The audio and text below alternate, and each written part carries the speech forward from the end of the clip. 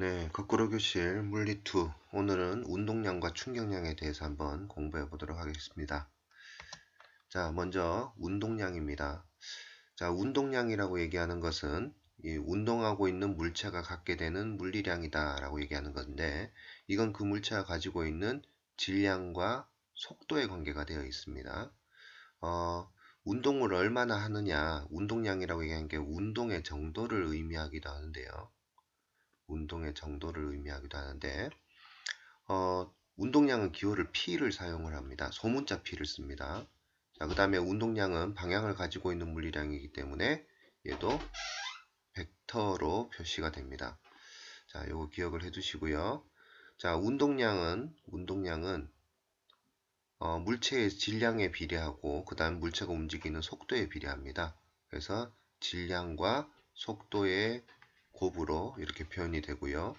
그 다음 운동량의 단위를 이야기를 해보면 단위는 항상 공식에서 만들어진다고 했죠. 예, 단위는 킬로그램, 미터 퍼 세크 이런 형태로 단위가 표현되게 됩니다.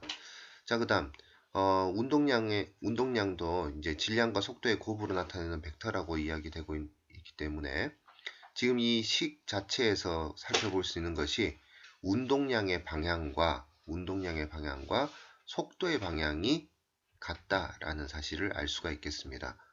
그래서 물체가 운동을 하고 있을 때 그 운동하는 방향으로 운동하고 있는 방향, 속도의 방향으로 운동량의 방향이 나타난다라는 것을 잘 기억해 두기 바랍니다.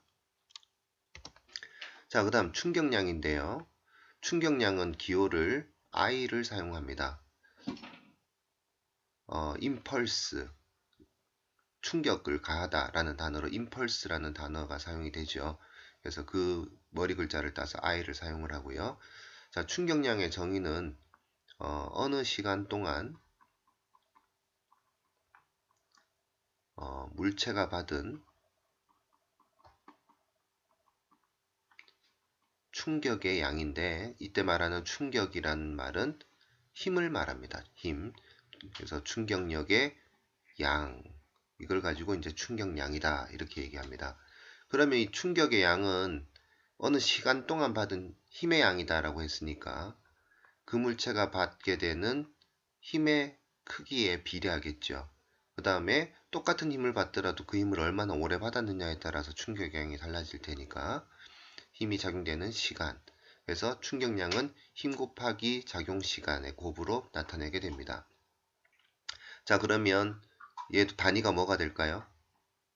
단위는 공식에서 나와 있는 대로 본다면 힘 곱하기 시간이니까 네, 맞습니다. 뉴턴 세컨드 이렇게 표현이 되게 됩니다. 자, 앞에서 운동량 이야기할 때도 마찬가지 그 형태인데요. 충격량의 방향과 힘의 방향이 어떠하다? 같다라는 사실을 함께 잘 기억해 두기 바랍니다. 자, 그럼 방금 배웠던 그 운동량과 충격량이 서로 어떤 관계에 있는지를 좀 이해해 둘 필요가 있는데요. 어떤 질량을 가진 물체가, 질량 m인 물체가 이 방향으로 처음 속도 v0라는 속도를 가지고 운동을 하고 있을 때 이 물체에게 같은 방향으로 어떤 크기의 힘을 t초 동안 작용을 했다라고 가정을 해봅시다. 그럼 t초 후에 이 물체가 여기 와 있겠지요. 이쯤에 와가지고 왔을 때 속도가 어떻게 될까요? 운동하는 방향으로 힘을 받았으니까 속도는 더 커졌겠죠. 얼마가 됐을지는 모르지만 나중 속도 v가 되어 있을 겁니다. 자, 그랬을 때 이 물체가 받은 충격량 한번 계산을 해볼까요? 충격량 I는 아까 공식적으로 본다면 FT로 표현이 되고, 자, 이 충격량에서 작용됐던 힘의 크기는 이 물체의 속도를 변화시키는 원인이니까요. 질량 M의 물체를 가속도 A로 운동하게 만들겠죠. 그럼 얘는 MAT가 될 것이고, 자, 여러분들 가속도 공식 잘 기억하고 있을 거라고 생각됩니다. 자, 그러면 가속도의 공식은 걸린 시간분의 속도 변화량이니까 나중 속도 빼기 처음 속도 이렇게 될 것이고 곱하기 t가 되겠죠. 같은 시간이니까 t는 지워지게 되고 결국 mv-mv0가 되는데 여기서 mv 형태를 가지고 있는 이게 바로 운동량이 되잖아요. 그럼 얘는 결국 나중에 운동량에서 처음 운동량을 뺀 것과 같고 이건 한마디로 운동량의 변화량을 의미하죠. 그래서 이 결과를 봐서 생각을 해볼 때 한 물체가 충격량을 받았다는 얘기는 힘을 받았다는 얘기고 우리가 앞에서 공부할 때 힘은 뭐의 원인이었습니까? 힘이라는 건 뭐의 원인이에요? 예, 가속도의 원인이죠. 자, 가속도 운동을 한다는 얘기는 당연히 속도가 변한다는 얘기잖아요. 속도 변화. 자, 여기에다가 스칼라량인 질량을 곱해준다고 본다면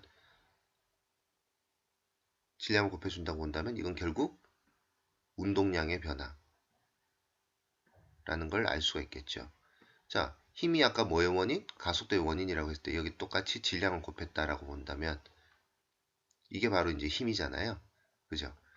자, 그래서 그 힘을 어느 시간 동안 작용을 했다라고 본다면 그 시간 동안 운동량이 얼마만큼 변할 것이다 라는 이야기를 할 수 있다는 이야기가 됩니다. 그래서 이걸 한마디로 정의 내리면 물체가 받은 충격량은 운동량의 뭐다?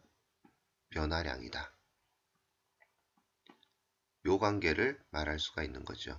그래서 이거는 여러분들 F는 MA 외우고 있는 것의 수준으로 반드시 기억을 해둬야 됩니다.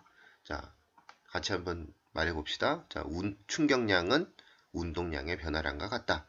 라는 것 꼭 기억해 두기 바랍니다. 자, 요 관계를 이용을 했을 때 우리가 충돌 시간과 충격력의 관계를 함께 또 이해를 해볼 수가 있는데요. 자주 나오는 예 중에 하나입니다. 뭐냐면 같은 높이에서 만약에 계란을 낙하를 시킨다라고 생각을 해보자고요.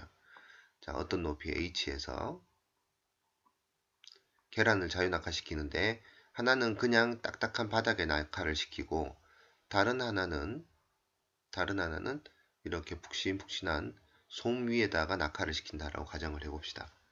그러면 지금 이 계란들이 바닥에 도달하는 순간 바닥에 도달하는 순간에 계란의 속력은 동일하겠죠. 계란의 나중 속력들은 동일한 속력으로 부딪히게 될 테지만 그냥 바닥으로 떨어지는 경우에 여기에 충돌하는 시간은 매우 짧겠죠. 하지만 솜 위에 떨어지는 데 걸리는 시간은 상대적으로 길어질 겁니다. 자, 그럼 이런 운동량의 변화량이 일어나는데 걸리는 시간에 차이가 생기는 거잖아요. 자, 한번 생각을 해볼까요? 하지만 얘네들의 나중 속도는 결국 0이 되는 거기 때문에 최종적으로 바닥에 부딪히는 순간으로부터 멈출 때까지 물체가 받게 되는 이 계란들이 받게 되는 운동량의 변화량, 즉 mv-mv0라고 이야기하는 것은 두 경우 모두 같을 거예요. 근데 이건 충격량과 같다 했으니까 얘는 ft로 표현을 할 수 있잖아요. 그죠? 자, 이때 충돌 시간이 길어지는 경우와 충돌 시간이 짧아지는 경우로 볼 수 있다는 거죠. 두 경우 모두 운동량의 변화량은 동일한데 시간이 길어지면 그럼 상대적으로 작용하는 힘이 어떻게 됩니까? 예, 작아지게 되겠죠. 반대로 시간이 짧아지게 되면 작용하는 힘은 커지게 됩니다. 그래서 동일한 운동량의 변화량을 일으키는 데 있어서 충돌하는 시간을 길게 만들면 그 시간 동안 물체가 받게 되는 힘은 줄어들게 되고 충돌하는 시간을 짧게 만들면 그 물체가 그 시간 동안 받게 되는 힘의 크기는 커진다라는 거예요. 그래서 이거를 이제 그래프로 그려본다면 이렇게 이야기해 볼 수 있겠죠. X축은 시간이고 Y축은 힘이다. 이렇게 볼 때 지금 여기 1번의 상황, 그냥 바닥으로 떨어지는 상황을 보게 되면 충돌 시작으로부터 멈출 때까지 걸린 시간이 굉장히 짧을 때는 이렇게 큰 힘이 작용이 된다라고 볼 수 있는 거고요. 상대적으로 시간이 길어지게 되면